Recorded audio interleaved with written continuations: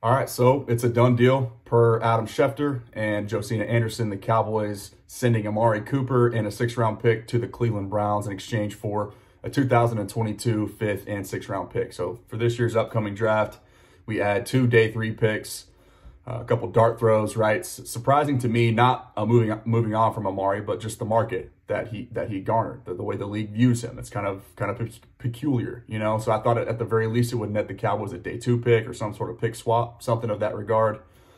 But, you know, if it's just a move to create cap space, then mission accomplished. The Cowboys save an extra $16 million by making this deal.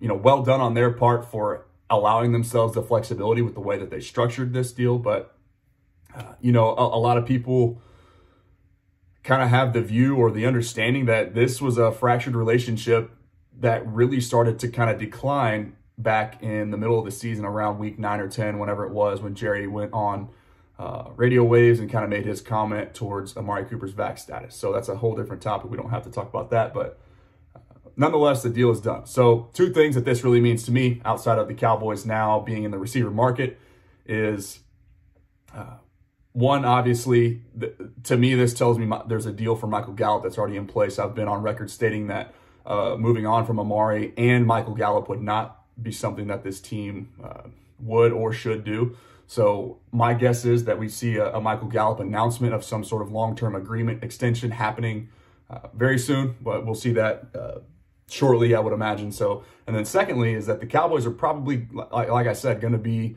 looking for another receiver in this draft, likely on day 1 or day 2 would be my guess. It's somewhere in the top 2 rounds, probably, with the plethora of talent that we saw on full display last week just at the Combine. So we know Treylon Burks could potentially be an option with his connection with the Arkansas Razorbacks. I personally wouldn't advise that. I want this team to address the offensive line. But moving on from this deal, to me, with just the current state of the receiver room, we haven't really seen what CD can do as a true number 1 wide receiver without the help of Amari Cooper taking on a lot of those the double coverage away from him. So the Joneses obviously selected CD with the vision of him ultimately blossoming into that number 1 guy, and I personally think he's got the talent to do so. But now it's time to, the rubber's about to meet the road, so we're going to see what CD's made of. But again, a deal for Michael Gallup soon to be announced, I would imagine, and then the Cowboys probably in the market now for a receiver on day 1 or day 2. So we'll see what happens.